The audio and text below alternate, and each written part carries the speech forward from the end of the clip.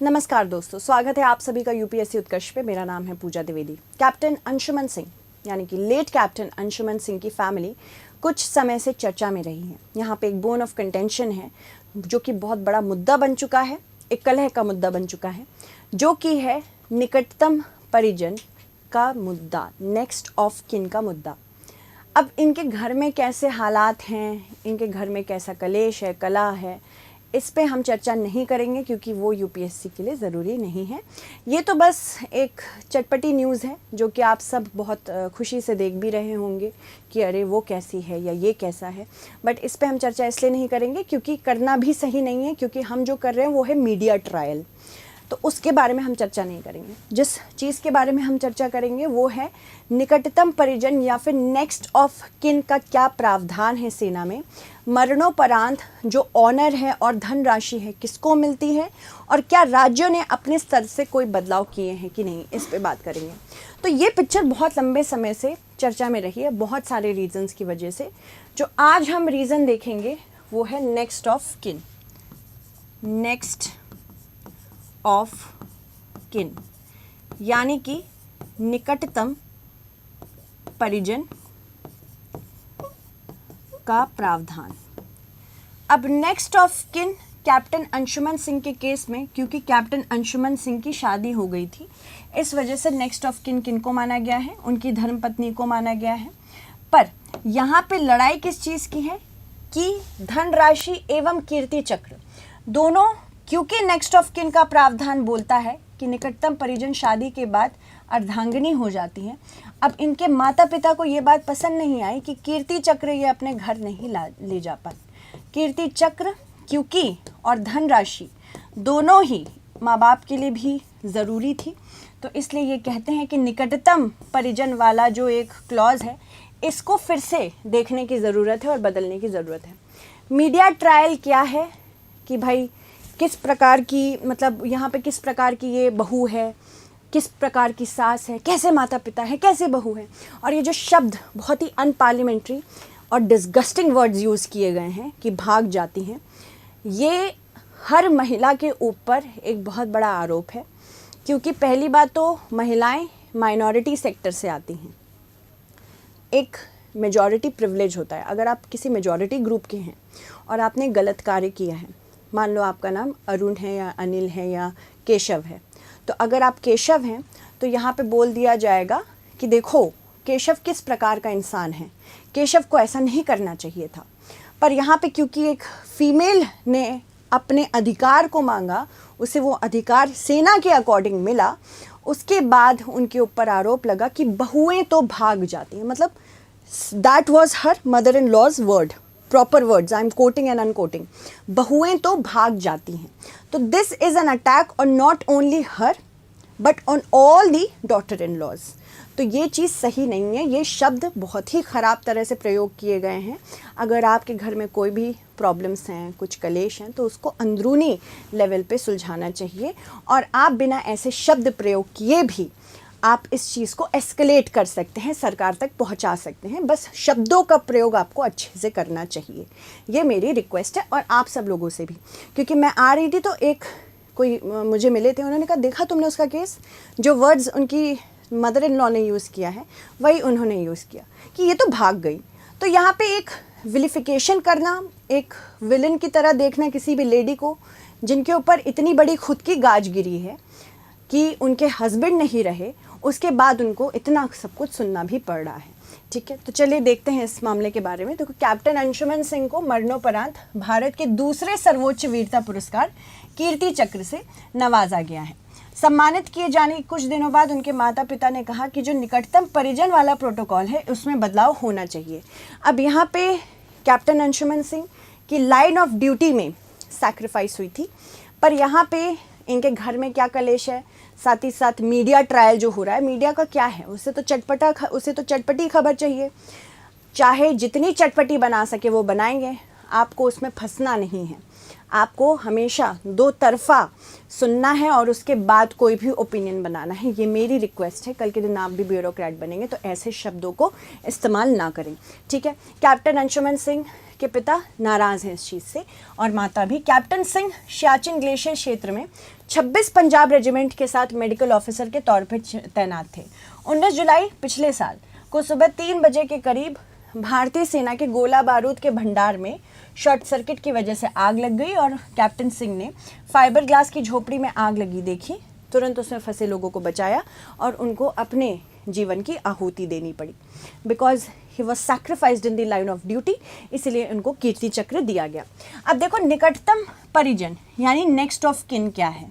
Next of kin सैन्य शब्दावली में इससे तात्पर्य किसी व्यक्ति के जीवन साथी, निकटतम रिश्तेदार, परिवार के सदस्य या कानूनी अभिभावक कोई भी हो सकते हैं। यदि किसी सैन्य कर्मी को कुछ हो जाता है तो अनुग्रह राशि उनके निकटतम संबंधी को दी जाती है, ठीक उसी प्रकार जैसे बैंक द्वारा नामित व्यक्ति को धनराशि मिलती है। जब कोई कैडेट या अधिकारी सेना में शामिल होता है तो उसके माता पिता या अभिभावकों का नाम आरंभ में निकटतम रिश्तेदार में रखा जाता है। फिर अब यहाँ ध्यान दीजिए, सेना के नियमों के अनुसार विवाह के बाद सेवा सदस्य के निकटतम रिश्तेदार के रूप में उसके माता पिता के स्थान पर जीवन साथी का नाम दर्ज किया जाता है। यहाँ पे जीवन साथी का नाम दर्ज होता है। अब यहाँ पे बात यह है, इतना ज़्यादा हाइप मिल गया है इस मुद्दे को और जिस चीज़ को हाइप करने चाहिए वो नहीं किया जा रहा है।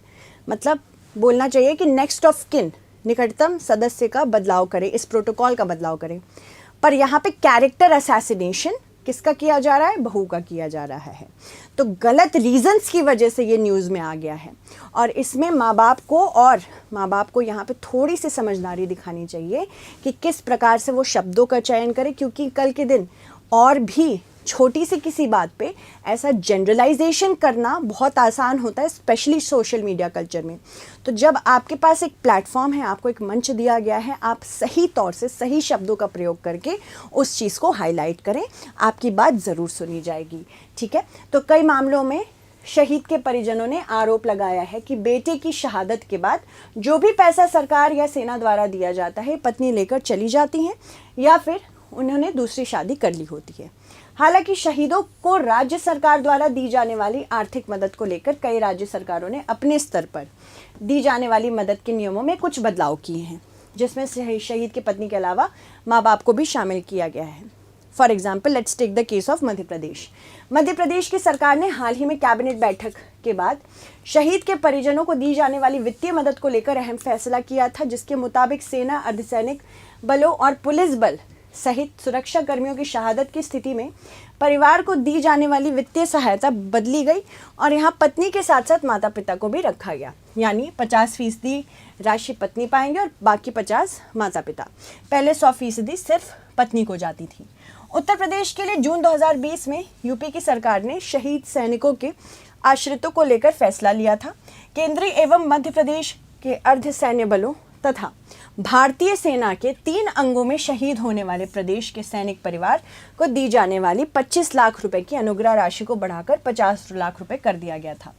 इसमें फैसला लिया गया कि अगर शहीद के माता पिता जीवित हैं तो उन्हें भी यह सहायता मिलेगी, जिसमें 35 लाख पत्नी को दिया जाएगा और 15 लाख माँ बाप को दिया जाएगा। अगर माँ बाप जीवित नहीं हैं तो उस स्थिति में पूरी धनराशि पत्नी को दी जाएगी।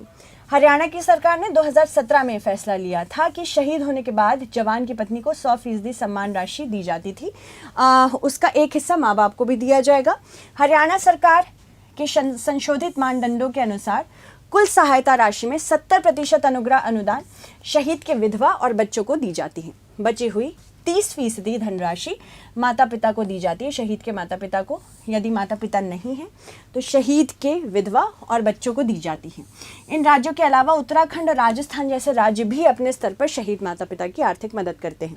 देखो, हाईएस्ट सिविलियन ऑनर अगर बात करें तो अशोक चक्र है, फिर कीर्ति चक्र है और शौर्य चक्र है। अब कीर्ति चक्र की ही सारी लड़ाई है। इससे पहले अशोक चक्र को परमवीर चक्र कहा जाता था, कीर्ति चक्र को महावीर चक्र कहा जाता था और शौर्य चक्र को वीर चक्र कहा जाता था। इसका थोड़ा बैकग्राउंड भी देख लेते हैं क्योंकि क्वेश्चंस बन सकते हैं। तो बैकग्राउंड की बात करें तो स्वतंत्रता के बाद सर्वप्रथम भारत सरकार द्वारा 26 जनवरी 1950 को 3 वीरता पुरस्कार अर्थात परमवीर, महावीर और शौर्य चक्र की स्थापना हुई। 15 अगस्त 1947 से प्रभावी माने गए। इसके बाद अन्य 3 वीरता पुरस्कार अशोक चक्र श्रेणी 1, अशोक चक्र श्रेणी 2 और अशोक चक्र श्रेणी 3 भारत सरकार द्वारा 4 जनवरी 1952 को स्थापित किए गए। 15 अगस्त 1947 से ये भी प्रभावी माने गए। जनवरी 1967 में इन पुरस्कारों का नाम बदल दिया गया और क्रमशः अशोक चक्र, कीर्ति चक्र और शौर्य चक्र रखा गया। सभी वीरता पुरस्कार मरणोपरांत यानी कि पासिंग अवे उसके बाद प्रदान किए जा सकते हैं। अशोक चक्र, कीर्ति चक्र और शौर्य चक्र के बारे में बात करें तो निम्नलिखित श्रेणियों के व्यक्ति उपरोक्त 3 के लिए पात्र होंगे: सेना, नौसेना, वायुसेना, किसी भी रिजर्व बल, प्रादेशिक सेना और किसी भी अन्य विधिपूर्वक गठित बल के सभी रैंकों के अधिकारी तथा पुरुष और महिलाएं, सशस्त्र बलों की नर्सिंग सेवा के सदस्य, सभी क्षेत्रों के किसी भी लिंग के नागरिक तथा केंद्रीय अर्धसैनिक बलों और रेलवे सुरक्षा बल सहित पुलिस बल के सदस्य। इन वीरता पुरस्कारों की घोषणा वर्ष में 2 बार की जाती है, पहले गणतंत्र दिवस पर और फिर स्वतंत्रता दिवस पर। पात्रता की कुछ शर्तें होती हैं। अशोक चक्र सर्वाधिक विशिष्ट बहादुरी या किसी साहसिक कार्य का या शत्रु के विरुद्ध किए गए विशिष्ट वीरता पूर्वक कार्य या आत्म बलिदान के लिए प्रदान किया जाता है। कीर्ति चक्र शत्रु के विरुद्ध असाधारण वीरता के लिए प्रदान किया जाता है और शौर्य चक्र शत्रु के विरुद्ध वीरता के अलावा अन्य वीरता के लिए भी दिया जाता है। निम्न कथनों पर विचार करें, इससे क्वेश्चन आ सकता है। भारत सरकार द्वारा 26 जनवरी 1956 को 3 वीरता पुरस्कार परमवीर चक्र, महावीर चक्र और वीर चक्र की स्थापना हुई। अशोक चक्र श्रेणी 1, 2 और 3 भारत सरकार द्वारा 4 जनवरी 1952 को स्थापित किए गए थे।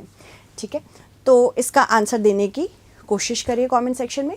Thank you so much everyone, stay updated end of course make sure कि आप जो भी ओपिनियन दें शब्दों का प्रयोग अच्छे से करें।